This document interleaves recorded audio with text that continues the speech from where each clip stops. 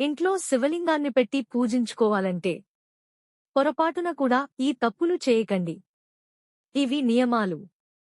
ఇంట్లో శివలింగాన్ని ప్రతిష్ఠించిన వారు లేదా అలా చేయాలనే ఆలోచనలో ఉన్నవారు చాలా మంది ఉన్నారు.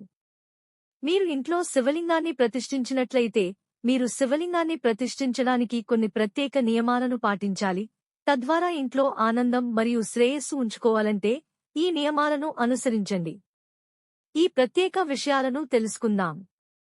ఇంట్లో శివలింగాన్ని ఉంచుకోవాలంటే ఈ నియమాలను అనుసరించండి. 1. ఇంట్లో ఒకటి కంటే ఎక్కువ శివలింగాలు ఉండకూడదని మరియు శివలింగాన్ని ఎప్పుడూ పూజించలేని ప్రదేశంలో ఉంచకూడదని శివపురాణం పేర్కొంది. 2. శివలింగాన్ని ఎల్లప్పుడూ హోల్డింగ్ వస్తువులో అంటే అర్ఘంలో ప్రతిష్ఠించడం ఆచారంగా పరిగణించబడుతుంది. ఒక కుండలో శివలింగాన్ని ఉంచడం దాని పూజకు ఆటంకం కలిగిస్తుంది. కాబట్టి ఆలయంలో శివలింగాన్ని ప్రతిష్ఠించడం నియమం. కుండలో ఉంచిన శివలింగం ప్రతికూల ప్రభావాన్ని చూపుతుంది మరియు ఒకరి జీవితంలో అంగారక గ్రహం భారంగా మారుతుంది. 3. కుండలో శివలింగాన్ని ప్రతిష్ఠించడం అనేది ఒకరి జీవితంలో చంద్రదోషాన్ని సృష్టించే అవకాశం ఉంది. చంద్రదోషం కనిపించడానికి కారణం ఏమిటంటే చంద్రుడు శివుని తలపై కూర్చున్నాడు.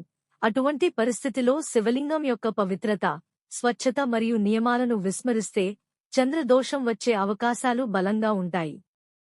4. కైలాస్ పర్వతం, మహాదేవుని నివాసం, ఉత్తర దిశలో ఉంది. శివలింగం ఇంట్లో లేదా ఆలయంలో ఉన్నా దాని బలిపీఠం అంటే నీటి ప్రదేశం ఎల్లప్పుడూ ఉత్తరం వైపు ఉండాలి. 5. శివలింగం నుండి ఎల్లప్పుడూ శక్తి ప్రవహిస్తూ ఉంటుంది. కాబట్టి శక్తిని ప్రశాంతంగా ఉంచే శివలింగంపై ఎల్లప్పుడూ నీటి ప్రవాహం ఉండాలి. కొందరు వ్యక్తులు ప్రతి వారం శివలింగానికి నీటిని అందిస్తారు, కానీ అది సరిపోదు. ఇది ఇంట్లో గందరగోళాన్ని సృష్టిస్తుంది. 6. నర్మదా నది నుండి తెచ్చిన రాతితో చేసిన శివలింగాన్ని ఇంట్లో ఉంచుకోవాలి. అది మరింత శ్రేయస్కరం. 7. ఇంట్లో ప్రతిష్ఠించిన శివలింగ పరిమాణం ఎల్లప్పుడూ చిన్నదిగా ఉండాలి. మీ బొటనవేలు పరిమాణం కంటే ఎక్కువ ఉండకూడదు. 8. శివలింగాన్ని ఇంట్లో పూజించకూడదు. శివలింగాన్ని పూజింపాలనుకుంటే ఆచారాల ప్రకారం పూజించాలి.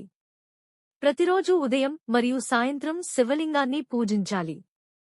సాధ్యం కాకపోతే ఇంట్లో శివలింగాన్ని ఉంచకూడదు.